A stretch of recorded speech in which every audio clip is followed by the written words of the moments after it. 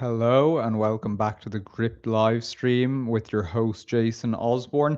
A pleasure to be back with everyone this evening, and I hope it'll prove an enjoyable episode. Probably prove a fiery one because yeah, I went with the inevitable one in the end, the one that couldn't be avoided. Operation Epic Fury, or to cast it back to 2016, is that epic fail? Because, as I said in the blurb for tonight's episode, supporters of the operation are still cheering 5 days into it, while the skeptics remain unconvinced. So it's pretty much like a Rorschach test. You can take from it whatever you would like. Um, Now, myself and Maria did discuss this on this week's episode of the Long Game podcast. Poor Ben was out of action, but myself and Maria discussed it. But I thought it was worth discussing again tonight because obviously one of the great things about the live stream is that we have your comments all coming in. So I'd be very interested to hear from you all over the course of the episode. My apologies last week. We had some technical difficulties, some of the platforms, so a lot of comments didn't come through. So I ended up having sort of monologue for much of the evening, which was fine. I'm more than happy to talk to myself. But hopefully now we'll get your comments coming through on our different platforms this evening. Of course, YouTube, Facebook, X. I think that those are the main ones. I don't think I'm missing anything. So yep, let me know. Send the comments in. Let me know if you're joining me this evening. I already see the numbers stacking up, which is always great to see. And as I say, I'd love to hear your thoughts on this throughout the episode. You know, are the US and Israel in the right in having launched their operation, their war? Obviously, critics would say, is this more warmongering from the West? Are you happy to see the back of Ayatollah Ali Khamenei, the supreme leader of Iran, or do you worry that something worse is coming? Someone worse is coming in his wake. Do let me know and we'll get the ball rolling, because there's obviously a lot to discuss, and I'm sure people have extensive opinions on this. So, yeah, where was I? I always have so many tabs open here in front of me. So, I figured we'd get rolling with the state of play because this, as much as anything, gives a sense of how much has happened over the course of the past 5 days on so many fronts. You've obviously got the conflict directly, that element, but also there's been diplomatic ramifications that affect Europe, economic ramifications that affect everyone, certainly will affect Ireland. So I figured we'd go through the sort of past couple of days because once conflict gets going, it sounds like a complete understatement. Once conflict gets going, it's it just spirals. It's very, very dynamic. We have our first comment coming in from the wonderfully named Psychedelic Pigeon. And as ever, I'll share comments up on the screen that you send in, provided they're sensible and contribute to the conversation, which, thanks be to God and to our sensible audience, they usually are. They secured the Venezuelan oil before attacking Iran. I presume by they, I mean the US. And that obviously is one of the sort of big sort of uh, points of focus over the start of the year has been the American, I suppose, geopolitical strategy, which obviously saw them focus on Venezuela. How much we fit into 2026 already? I mean, that Venezuelan operation, I can't remember the name of that one, where they took out Maduro and sort of, yeah, not going to say seized control of Venezuela's oil, but are kind of directing how Venezuela conducts its oil trade. Is was earlier this year. So yes, please keep sending in your thoughts and opinions on this. As I say, we'll just go through the sort of state of play in the lead up to the current conflict in Iran, so the 2026 iteration as opposed to the sort of 2025 bouts. So because this really sprawls out, and thanks be to God, I'm working in the news, so I sort of see this happening all the time. Where most of you have better things to be doing, so you're probably not following this forensically. But I'm sure many of you are tuned in anyway. But nevertheless, so this latest war began really well, not began, but sort of flared up again in particular uh, in January this year, towards the end of last year, January this year, when you had Iran facing internal protests. These were protests, obviously, against the Islamic regime. And there were reports around that time as the regime clamped down on those protests. There were reports from sort of dissident Iranian publications that were very much reported on in the West and seized on reports of massacres, and some of those reports gave numbers as high as 30,000. Now, obviously, everyone's going to take from that what they will. Supporters of sort of the operation against Iran take that as ironclad, whereas critics generally are less inclined to believe it, but it is what it is. You had US and Iran conducting nuclear talks, because they've all, like, my entire adult life, the US and Iran seem to have been conducting nuclear talks. So it's going to be a real change now if this changes things and brings those to an end. But anyway, they were having sort of nuclear talks over the course of later January into over February more so, during which time Iran was conducting missile tests, which disrupted travel through the Strait of Hormuz, which I've got a Hormuz. I've got a terrible typo here in my notes. So we'll be coming back to that because that's proving very, very, very influential on the sort of economic side of things in relation to this conflict. But over this time anyway, so sort of throughout February, for any situation monitors tuning in this evening, or any perhaps amateur OSINT accounts, that's open source intelligence account runners, the US military buildup in the region intensified. And that in and of itself is always as a social media spectacle. People are fascinated watching the movements of the world's militaries via radar and whatever other platforms, flight, whatever platforms they happen to be using. People can let me know if they're still seeing me, because I was getting a message there that my connection had dropped for a couple of moments. So I hope I'm coming through there. We've got a lot more comments coming through. The left are really annoyed. I'm not sure what that is. The left are really annoyed about ultimately the loss of life, but if Trump pulls this off, it will be an affront to them and their ideology. So where were we? I think, yeah, I don't think we had any disruption there. My apologies. Often sort of have some sort of technical hitch at some point along this.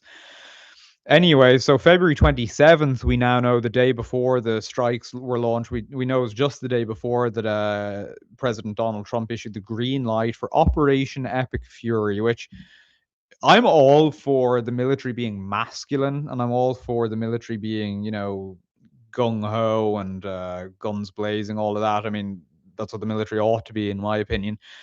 But these names are a little much for me. I mean, what else would you call a military?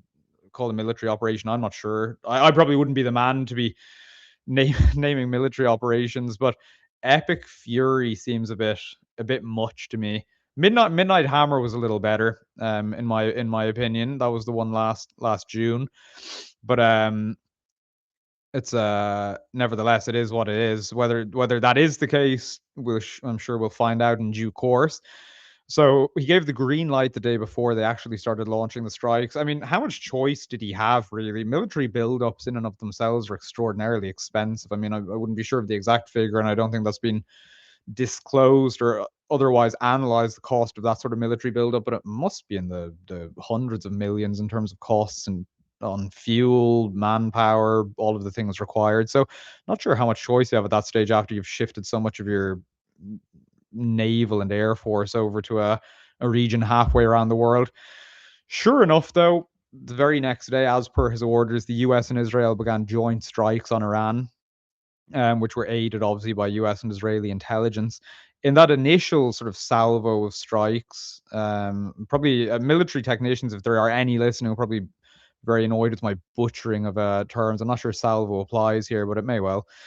As part of that initial onslaught, shall we say, the supreme leader Ayatollah Ali Khamenei was killed alongside a number of senior Iranian figures, which obviously threw Iran into mourning and was cause for much celebration in Israel and around the Western world, particularly the Iranian diaspora in the Western world, who, as we'll sort of be coming back to later, the Iranian diaspora very much seemed to be supportive of the US Israeli operation with Iran, it's not so clear, it seems to me, according to everything I've read and seen, that Iran is so united behind it on the ground. It seems like Iran isn't like the West. There are supporters in Iran of the Islamic regime. It's very hard to get a sense um, exactly of what the feeling on the ground is in Iran, but that's always the case with conflicts. Um, oh no, we have a comment coming in. Would have been better suited to last week. What is the cost of living and property like in Poland? Like, uh, I'm not going to be rude. We did a whole episode on this last week. Although, admittedly, you may well have been tuning in last week, and we weren't getting comments from across the different things. So my immense apologies. That's the case. To answer it in two sentences, cost of living. If you're earning in the Polish currency, it's kind of tough, I suppose, like everywhere these days. And the price of property is rising. But give it 2 decades or so, the birth rate in Poland is so horrendous that property, I imagine, is going to be cheaper around then. Although that's going to probably apply everywhere as the birth rate drops off. End of the line, Joel, devoted viewer here. Donald Trump has utterly squandered any goodwill from his base. He is not America first. He's another country first. Funny enough, I don't know if I'll come back to this later in the episode, the particular topic of support for the operation amongst Trump's base. The last article I read on this indicated actually that his base were quite supportive of it. I'm not sure whether the sort of wider coalition of Trump's voters, so like, not necessarily MAGA Republicans, um, I'm not so sure how supportive they are, but his base, I suppose, to put it in sort of caricaturish terms, the Trump voters in whose eyes he can't do any wrong are supportive of it, but I'm not sure exactly how much of his voting block they make up. So back to the timeline, just because, as I say, it's worth drawing for how painting how dynamic these days have been. Do keep the comments coming because we'll sort of get into more general discussion shortly. Um, that very first day of the strikes, the supreme leader of Iran is killed, and they obviously didn't just. There was a decapitation element to these strikes. They were targeting key personnel. There's a lot of confusion. Still is a lot of confusion over whether that was the primary goal of the operation. It seems like from the Israeli side of things, that's very much their focus is regime change, whereas the Americans, at least in terms of citing their justifications, haven't been as clear. They've been citing that. They've been citing the nuclear threat. They've been citing threats to their own forces following. They said Israel was going to be launching an attack, which would have prompted retaliation on American infrastructure and bases, and so they had to get in a preemptive strike for the protection of their own troops, which in and of itself is probably something worth discussing, if indeed that was the dynamic that played out. But as I say, the information coming out of this on the American side has been extraordinarily blurry and confused because you have officials contradicting each other, different timelines being given. I mean, if the lead up to the Iraq war was a communications mess, whether by design or unintentionally, this seems worse to me. Although I was admittedly 6 or 7 at the time of the outbreak. Um, Walls slugs. What good name there. It's all fecked. What's the point of this anymore? Not the podcast, which is great. Well, what's the point of this anymore? If the podcast was great, take that as the justification to keep on going. I jest. No, it's not all fact, but this is a very messy situation. So naturally, on the first day of the strikes, Iran declared mourning, as I say, and then responded with the name was apparently Operation True Promise 4, which was a response from missiles and drones. And for Israel's part, just if we're going to get all the code names out there, Israel's name for the operation is Roaring Line. So again, I'm not sure these are the names I would have gone with, but no one's asking me. So March 1st, which, like, it's unbelievable. This is all happening. So March 1st was Sunday, if I remember correctly. I've got my calendar here. Yeah, it was Sunday. Um, obviously the U.S.-Israeli air campaign continued. The strikes expanded to additional military and leadership targets.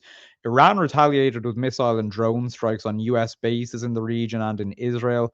There were sort of casualties started being reported that day, including early US losses after one of their bases was struck. I can't remember which one that was, but the conflict definitely started to take on a regional appearance, a properly regional appearance that day, which the number of countries involved around this point or shortly after this point is truly astonishing. So beyond the US, Israel, and Iran, you have the United Arab Emirates, um, you have Saudi Arabia, Kuwait, Iraq, Qatar, Oman, Jordan, Cyprus, albeit a UK base in Cyprus, Lebanon shortly after this when Hezbollah joined in.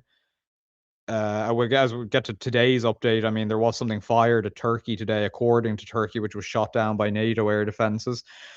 So yeah, truly a regional conflict at this stage. It isn't a limited. I don't know why they're all doing. Well, I know why they're all doing it these days, but America's sort of taking a leaf out of Russia's playbook, not referring to it as a war, but what was the phrase? A special combat operation or something along those lines, because that obviously sounds a little more surgical. But the sort of surgical side of the operation is sort of long gone at this stage, I would say.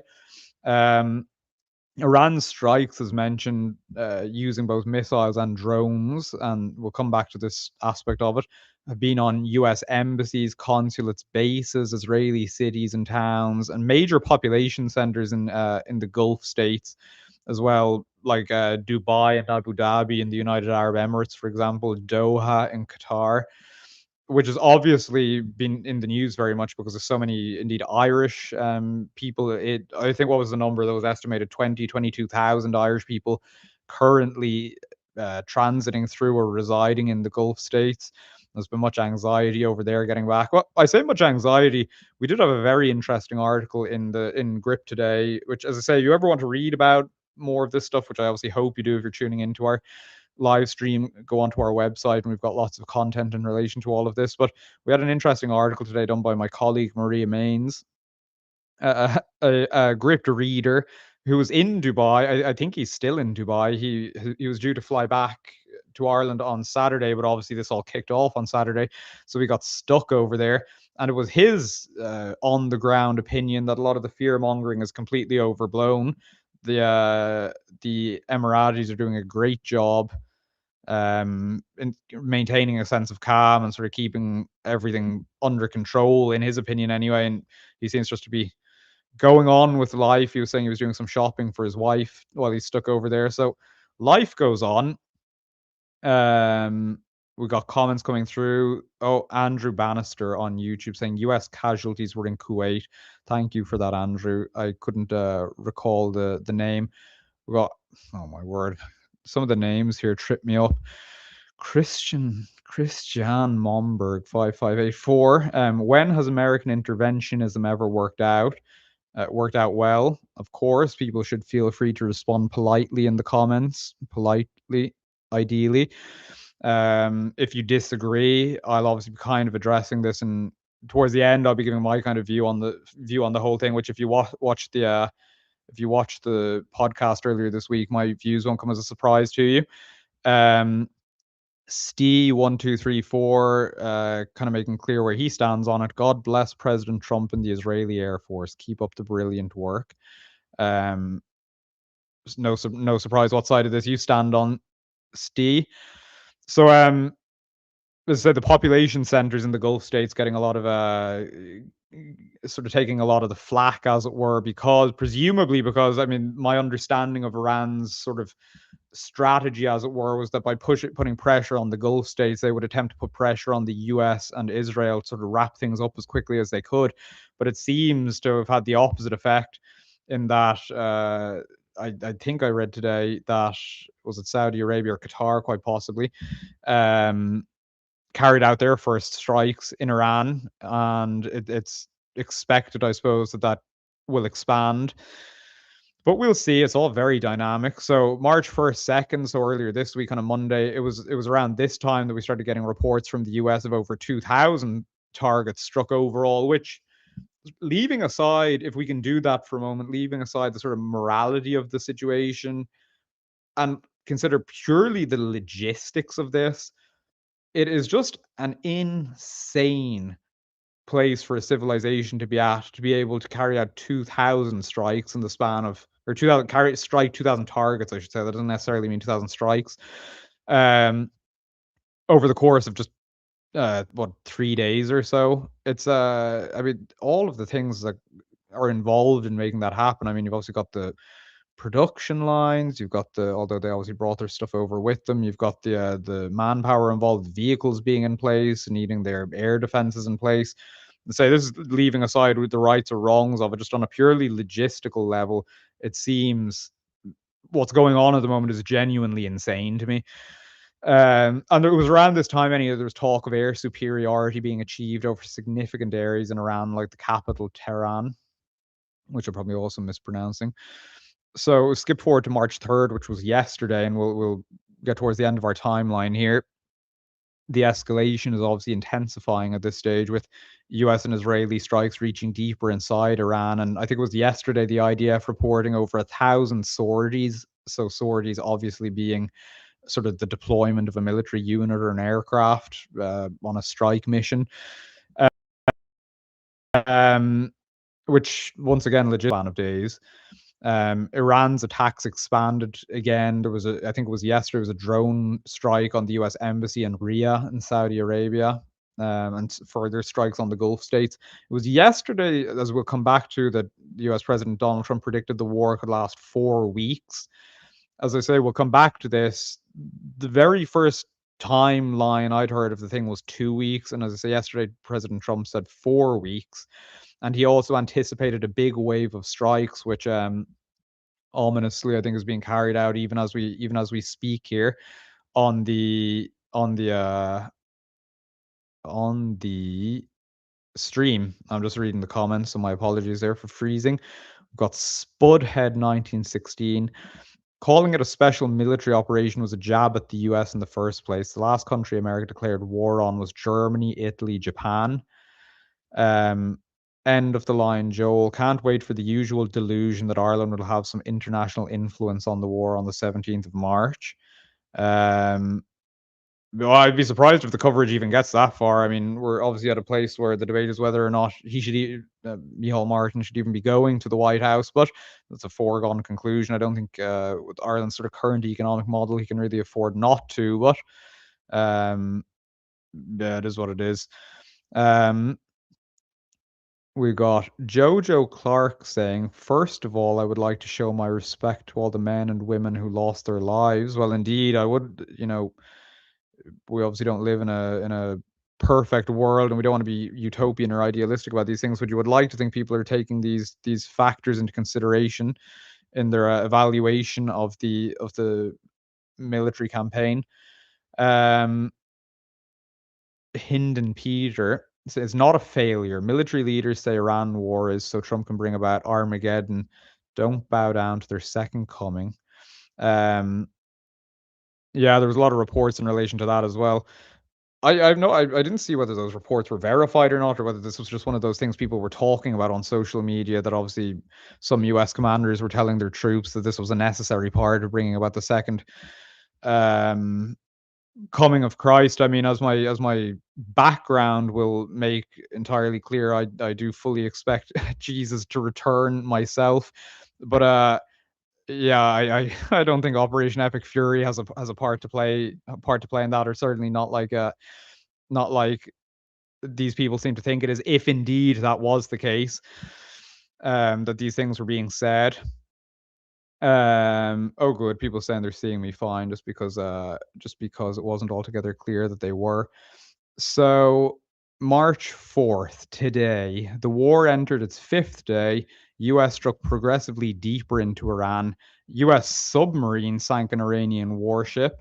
The frigate how would you even go about pronouncing this?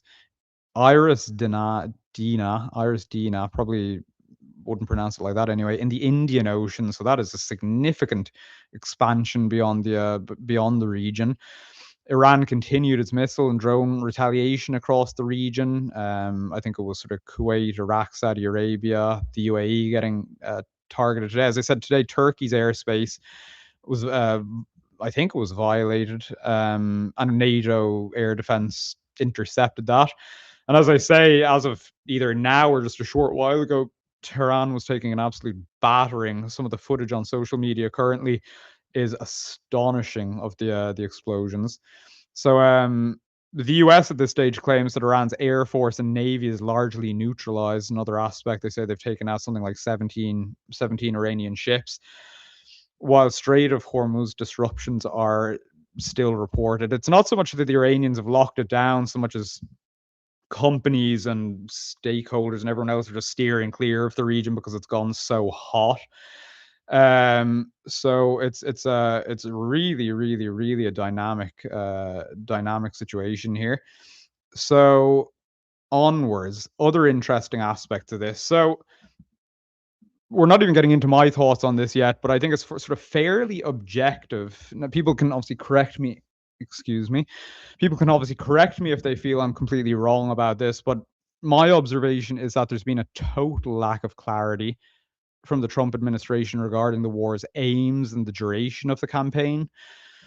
As I said, 2 weeks was the initial estimate I recall. That was the sort of first timeline I heard given to it. That might even have been by Trump in his sort of initial speech when they launched the operation.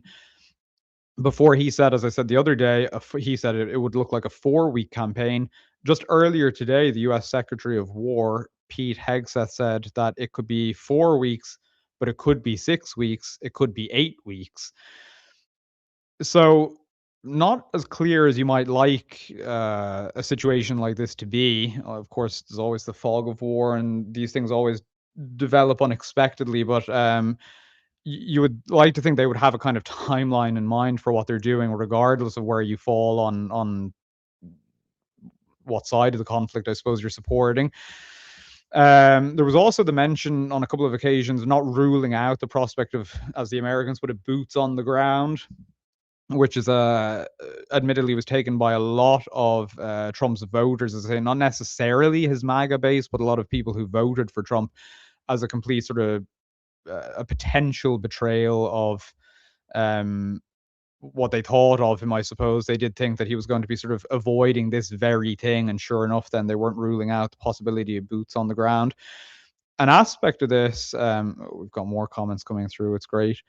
Yeah, we'll be getting to this from Frank Barron, 1481. Petrol and diesel going through the roof. Yeah, we're going to be getting to this. One of the certainly for us in Ireland, in Europe generally, the economic ramifications are disastrous. Wall slugs. I saw. Oh, this is a different one. I saw your earlier podcast about abortion. I was utterly depressed and sad. Yeah, I said people can check out mine and Maria's podcast from earlier this week if they would like to know what he's talking about. Very depressing story. Very depressing story we covered there. But to the matter at hand, so as I say, some other interesting aspects I thought worth covering before I get to my thoughts on it. The interaction has been great. People can keep the comments coming. Um, Foremost among which, so again, on this sort of like lack of clarity and the sort of what seems to me sort of obfuscation, Axios, so the publication generally very up to date with their sort of defense things. Trump had claimed that America can fight sort of forever. He put out a post on Truth Social responding to analysis that America was quite rapidly running out of things like precision munitions and interceptors and whatnot. So he said that America has a virtually unlimited, that was the quote, munitions stockpile and could fight a war forever. Which, I mean, on the face of it is obviously nonsense. I mean, no country has an unlimited munitions stockpile. No country could fight a war forever. But I get where he's sort of making that claim from. But anyway, they say that his claim could soon be tested as counterattacks targeted military bases and U.S. embassies across the Middle East. There are a number of reports, as I say, that suggest that the U.S. stockpile and that of their Gulf allies in Israel are dwindling faster than production can currently replace the weapons. The problem being particularly notable given that other countries mentioned earlier, like the Gulf states, are thinking about whether to sort of get more actively involved in the war. So it's interesting. So the threat is that like US interceptor stockpiles that are used to stop incoming missiles are sort of seriously dwindling. Axios gives this figure. Iran fired about 400 missiles and over 800 drones in the first 2 days of strikes. according to government reports. Many were intercepted, but it says a sustained barrages could strain Western defenses even further. So this has obviously been downplayed by Trump, but it seems like analysts and some officials are very concerned about this. And it's just a very interesting thing about modern warfare, and it's sort of been very, very much played out in Ukraine, that Iran obviously has sort of spearheaded the production of some of the drones that Russia has been using. I mean, I know Russia's taken over production of these Shahed drones, but it was Iran that technology came from first, and they've been using them, it would seem, with some effect in the Middle East over the course of this conflict. The interesting aspect of this is that they are much cheaper to produce. I understand, costing, I don't know, what do they estimate, $50,000 or something like that to produce a drone. Than They're much cheaper to produce, I suppose, than the interceptors that need to be used to take them out. Either that, or to get your aircraft in the air and get them to take them out from the air. But that's obviously an expensive process in and of itself. Um, Andrew Bannister coming in with a comment. Trump is limited in his commitment to the war on Iran to 60 days without congressional approval. So unless we start to see movement on Capitol Hill, Iran are probably going to play out the clock. So Trump has to rally someone to get in there and continue to fight. Thank you for your very informed comments, Andrew. They're very helpful for the context that I'm not providing. But I do wonder whether he'll get that sort of congressional support or approval. But anyway, it proceeds as it is. So yeah, the calculus is essentially that these drones cost a lot less than the interceptors do. So I suppose no skin off Iran's nose to keep firing these, as long as they have the capacity to do so. But as Pete Hegseth said in his press conference earlier, and as sort of has been alluded to multiple times on the American side, they're pretty much establishing superiority on this side of things over there. Frank Barron asking, "Is the drone made out? Is the drone made out of gold?" I mean, plebs like you and I, Frank, might think so, but this is small change to the military-industrial complex, not just the American one, of course, but across the world. So those munitions shortages do, it seems to me, put a timeline, a sort of concrete timeline on this, whether people would like it to be different or not. Another very interesting aspect of this that is sort of a lot of reports, is very little that can be said concretely about this, but we had multiple reports um, in the past 2 days in particular. CNN reporting on it today, that the CIA, up to their shadowy business as usual, working to arm Kurdish forces with the aim of fomenting a popular uprising in Iran. CNN was reporting at multiple people. They were reporting multiple people familiar with the plan. So again, take from that what you will. Understand the Trump administration has been in active discussions with Iranian opposition groups and Kurdish leaders in Iraq about providing them with military support. Iranian Kurdish armed groups have thousands of forces operating along the Iraq-Iran border, primarily in Iraq's Kurdistan region. Several of the groups have released public statements since the beginning of the war, hinting at imminent action and urging Iranian military forces to defect. So one of these sources and a senior Kurdistan regional government official told reporters that the CIA support for these groups began several months before the war. So that is another dynamic entirely in all of this. As mentioned, the Israelis are much more open on the primary goal of this, or much more certain, I suppose, about the primary goal of all of this being regime change. The Americans have also said that's part of it, but they've also cited different things like crippling their nuclear capabilities, which, as I say, for my entire adult life seems to have been a thing, which I'm not saying isn't the case, but it's just been a long-standing issue for them. We've got Michael Argue coming in, I presume, to argue with me here. Have you not heard all Iranian military responses have been neutralized? What's left of the Iranian regime have asked President Trump for negotiations. I mean, this is the fog of war stuff. I mean, it's very hard to know. I mean, President Trump says they've asked for negotiations, and yet. All of the public statements I've seen reported on from Iranian officials are very much that they've turned down the opportunity to reopen talks and have no interest in such things, and that any chance there was of opening talks like that is gone in the sort of the way that the thing has developed. So these sort of reports, anyway, if indeed they are accurate, of the CIA working to arm Kurdish militias, adds a whole nother dynamic to the thing, and it's very much obviously, I imagine, being carried out with that regime change component of the operation in mind. Um, because obviously, as we'll get into when I'm shortly now in a couple of minutes when I'm sort of discussing my thoughts on it, I, according to what I've read, it's not just me sort of citing some analysts here. It's almost impossible to affect regime change solely from an air campaign. You can take out leaders, as we've seen. They did take out the supreme leader, and the last report I saw is that uh, the Ayatollah Khomeini's son is set to assume that position, who's also, funny enough, called Ayatollah Khomeini. So, I mean, talk about Hydra imagery, or talk about symbolizing the futility of an operation like this, if you want to put it that way, that, you take out Ayatollah Khomeini and then you've got Ayatollah Khomeini taking his place. You got Michael Argue, true to his name, and I'm just poking fun at you, Michael. I'm not genuinely having a go. President Trump wouldn't have had a military operation against Iran if he had any shortages in missiles or ammunition.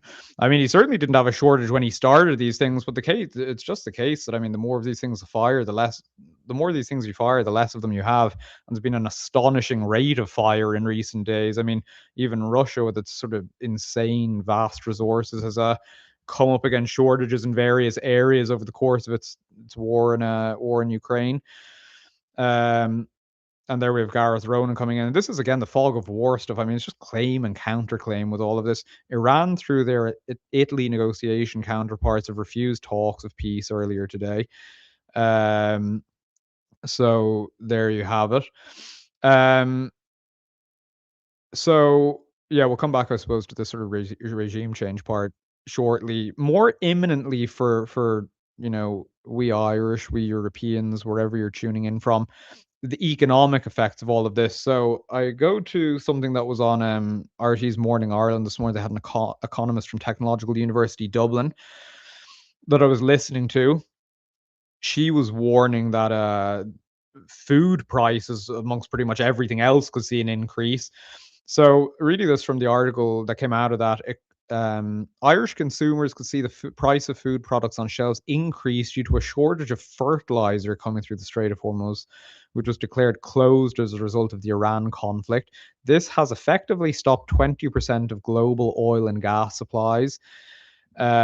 Speaking on RT's Morning Ireland, Dr. Emma Howard, economist at TUD, said the reduction of oil coming through the Strait of Hormuz will affect supply, and that alone will result in higher prices.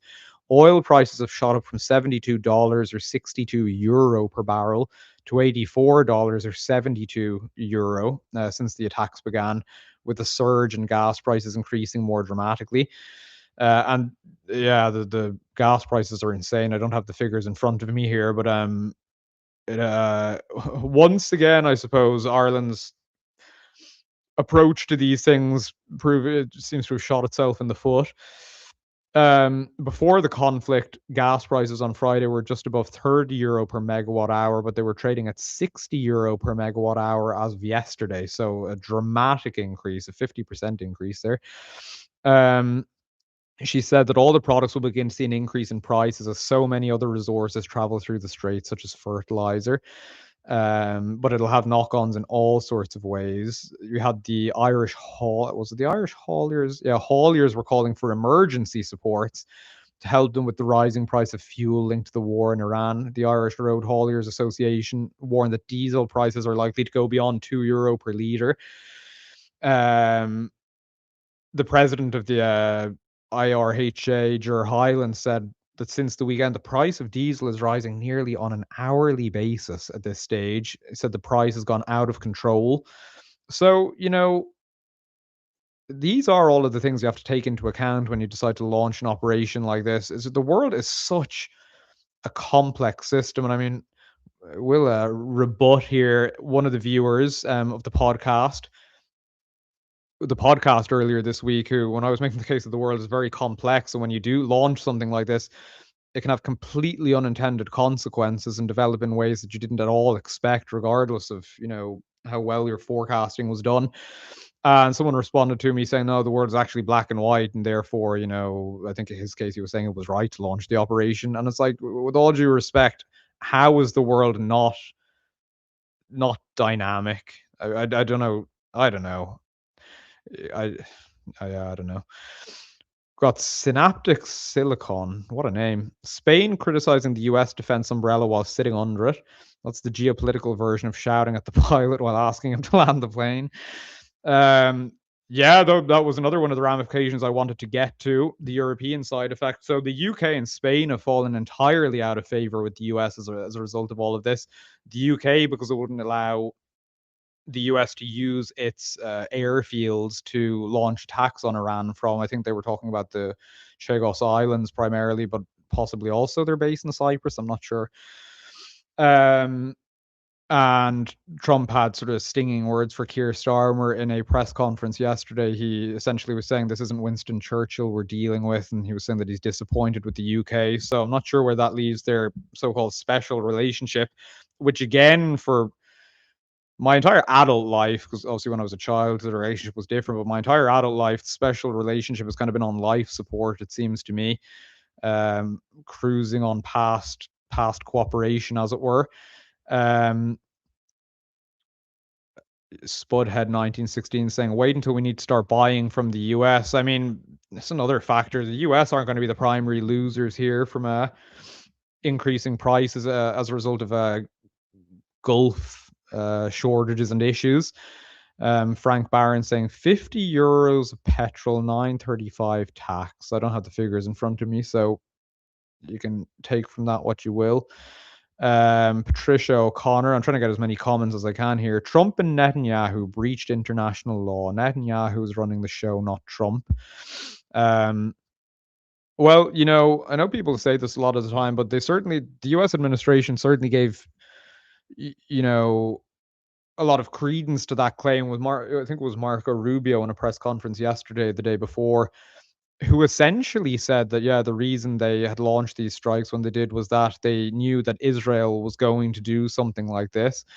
And if they hadn't joined in, I suppose, in preemptive strikes, degrading Iran's capacity, it would have endangered their own forces in the region. So it did very much sort of convey, and that's what people took from it, the idea that sort of Israel was leading the charge and sort of forcing America into a situation that it wasn't particularly eager to rush into. Now, I don't have the exact quote up in front of me, but I do believe that was contradicted today. I think Marco Rubio went back on that and said that wasn't what he said. It was quite a humorous exchange, actually. Yeah, so that wasn't what he said, and asked the reporter if he was even in the room when that question was asked, and the reporter said, "Yeah, I was the one who asked it to you." Um, John Kirk joining in here saying, "Just tuning in," he'd say "epic fail." So I imagine he's not so much a fan of President Trump's Operation Fury. Um, Yeah, Gareth Ronan joining that sentiment. Epic fail for Trump. So yeah, we've got a lot of diversity of opinion on this evening's live stream. Um, as for my thoughts on it, and obviously feel free to give me as much abuse in the comments as you like, or preferably don't. Um, as I say, listeners of the podcast, it'll come as no surprise. I am skeptical about the whole thing. What annoys me more than anything, as I said on the podcast, I'll say it again, and I won't stop saying it, even though I do get some abuse in the comments under the podcast for it. This is not black and white to me. As I said a few minutes ago, the world is an near infinitely complex system. I mean, from our perspective, it may as well be infinitely complex. And you saw this, par excellence with the America's Iraq and Afghanistan adventures. That who would have guessed when they launched their activities in Afghanistan that in 2021, if I recall correctly, you would have people clinging to the side of US planes as they finally abandoned the country and it was taken over by the Taliban definitively. Um, I don't think anyone in 2020, 2001, I should say, 2002, was predicting with crystalline clarity that you would 15 years or so later have the Islamic State of, what were they calling themselves? Syria and the Levant, was that it? I think that was what they were calling themselves at the time. But the Islamic State controlling vast swaths of both Iraq and Syria, which sort of brought horrors to the region, the likes of which hadn't been seen in hundreds of years, despite obviously the grotesque violence that did take place during the conflict itself. But anyway, y- I can see sides of this. Am I sad about the loss of Khomeini? Not particularly, and I don't think many people are, other than possibly regime hardliners in Iran. But do I think that's a great triumph? Not necessarily. I mean, as I say, the latest report, the one that I saw from the New York Times earlier today, was that his son is set to take that position, and he's being backed by um, the military to do so. And now, keep in mind, so this guy is the person that got tapped. I can't remember his first name, but Khomeini's son is also a cleric, so very much in the same mold. But his father, I think his wife, his daughter have all been killed in strikes in recent days. So it's unlikely to me that he's going to be particularly inclined to enter into negotiations or be any sort of softer, I suppose, than his father was. Um, Regime change is obviously one of the primary stated goals of all of this. As I said earlier, the analysts that I've read seem to imply that regime change on the basis of an air campaign is I'm not going to say impossible, but very, very unlikely. Which is obviously ties it back to the sort of reports of the CIA working with Kurdish militias and arming those militias because they sort of I imagine their estimation is that the airstrikes obviously won't weaken the regime enough that pure popular protests would be able to overthrow the remains of the regime, and so therefore you do need a militant component thrown into the mix, which in this instance would be the Kurds. So it just seems like there are, from my perspective, people obviously feel free to disagree with me in the comments, and as I say, abuse me if you like, but preferably don't. Um, there are some potential goods could come from the operation, but they seem to me dwarfed by the potential calamities that could come from this, being, bloody civil war, very much an option which destabilizes the country, possibly destabilizes the region, immigration, further immigration crisis to Europe. Again, it won't be America primarily suffering that if that does take place. It'll be, Europe. Economic uh, catastrophe unfolding once again. Now, admittedly, the price of oil and gas doesn't seem to have spiked as much as it did after the outbreak of the Russia-Ukraine war, but certainly not something anyone was particularly looking for. I'm completely ignoring comments here as I go on my rant. Mernetti on X saying, "I certainly won't cry about an evil regime being decimated." And I follow that comment up with, "No sympathy for scumbags who treat their own women and girls like dirt." I mean, this is certainly the side of, and this is the more, sympathetic side for the more sort of persuasive side, more persuasive argument, I should say, in favor of the operation is that uh, there was lots of evidence, and it wasn't just Western evidence of terrible things being done by the Iranian regime.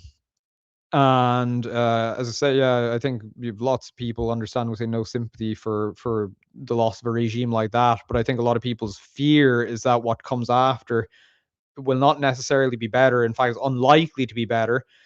I think the sort of crown the aspiring crown prince Reza Pahlavi has an extraordinarily unlikely path to walk in order to assume the throne once again, as I think he's hoping to. But what do I know? As I've heard it said, geopolitical punditry is geopolitical. Gosh, how's it phrased? Geopolitics is the graveyard of punditry, so I'm liable to look like an absolute moron for my skepticism, but based on my reason, I can't think so. Jeffrey Stinson on Facebook saying if it stops Iran getting nuclear weapons or material, it's a success. I mean, yeah, that is a potential good that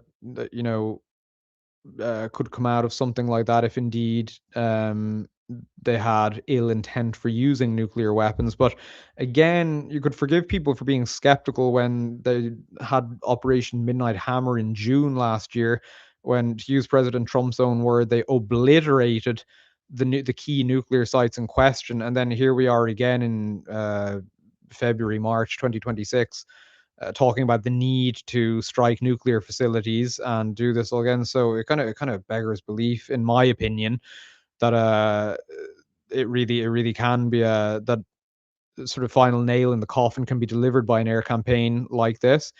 End of the line. Joel saying Trump was re-elected on the basic premise of domestic border protection. He's not reversed the border influx. This is the core failure of his remit. I mean, it might be a little harsh on him. I do understand that sort of crossings of the border have essentially dropped to zero. The southern border, the US have essentially dropped to zero. And ICE is obviously incredibly active internally, although obviously a lot of his supporters think they're not active enough. So I think he does have sort of support on that one, or some approval on that one, although I haven't seen polling exactly on this topic in a while, so I'm liable to be corrected. But certainly, I don't think a lot of the people who voted for him expected so much activity in the Middle East, so much American activity in the Middle East. Certainly not activity that would result in American military lives being lost. We've got lots and lots of comments coming through. Andrew Bannister further saying the amount of bloodshed in the Middle East that can be directly attributed to Iran's influence over the last 50 years is far less than any bloodshed that will occur due to civil war in Iran. Not to mention future bloodshed if Iran were left to develop nuclear weapons. You can't make an omelet without cracking a few eggs, is his take on it. I mean, I agree. It's just, again, I find it very hard to get away from the fact that you essentially need to thread the needle, in my opinion, to acquire the good outcome to Operation Epic Fury, which is one in which it seems to me, maybe I'm asking too much of this here. In order to give your sort of full-throated support to this and to have it play out as you would expect it to, you would need to see, the Islamic hardline regime fall. You would need to see a more moderate regime take place, or at least a regime that's more politically pliable, um, that won't engage in human rights abuses and things like that. And you would need to crack on with nuclear negotiations, do all of these things anyway that I suppose America and Israel say would be required. And it just seems to me that ticking all of those boxes is almost impossible. I say the potential. You maybe think I'm sort of a limp-wristed skeptic, and there's a I ought to get down off the attempted moral high horse, and by all means, feel free to say that. But it just seems to me that the potential for bloody, protracted conflict that causes enormous harm in Iran and further afield is far higher. Certainly, further immigration catastrophe to Europe, economic ramifications that we're already seeing play out and affecting people across the world, not just in Europe and indeed in Ireland. But the point that I always want to make, and I made it on the podcast, is it you can be annoyed with me if you like. It drives me crazy the way people act like this is black and white. This is deeply, deeply complicated. It's like, yes, there could be credible reports of Iran doing absolutely horrendous things. Yes, I should also mention there are obviously very credible reports, and indeed, analysts who often don't seem to have much of an ideological dog in the fight. It seems to me, certainly they're not American or Israeli, as far as I can tell, will corroborate reports, sort of, as I say, OSINT accounts and things like that, will corroborate reports of the catastrophic strike, say, that occurred on the school in Iran as a result of either a US or an Israeli strike. I'm not sure which, but all of these things have to be factored in. It's not all good or all bad. But anyway, I digress. I sort of fear I'm rambling here towards the end. It went on far longer than I expected. I thought it was going to be a half-hour long live stream this evening, but here we are, nearly an hour later. But it's because the conversation was so good and we had lots of contributions this evening. So I think we'll leave it there. Um, Thank you all as ever for joining me across our various platforms. Great to hear from everyone. Great to get the conversation going. It is a real joy to do this every Wednesday evening and to get opinions live from our readership and our audience. As I say, if you're interested in reading more about this, always feel free to check out gript.ie, where we have stories and comment on all of this, and you can continue the conversations underneath all of those posts and those articles. If as ever you have feedback for me, you can email me at jason@gript.ie and I'll be sure to see that. But without further ado, we'll leave it there for the evening. Thank you all for joining me, and as ever, you'll see me here again next Wednesday at 7 p.m. Irish time. God bless.